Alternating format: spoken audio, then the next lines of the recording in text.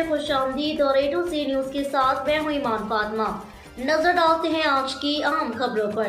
منشیات فروش بے لگام، پولیس اہلکار بھی محفوظ نہ رہے۔ عابد علی عرف عابد چڑھا، واجد علی عرف واجی مشہور زمانہ حبیب علی عرف حبیبو کی مدیت میں عمران علی سپرہ کے خلاف جھوٹی من گھڑت درخواست دائر کی، جو کہ افسران بالا نے جھوٹی اور بے بنیاد من گھڑت درخواست کو خارج کر دیا۔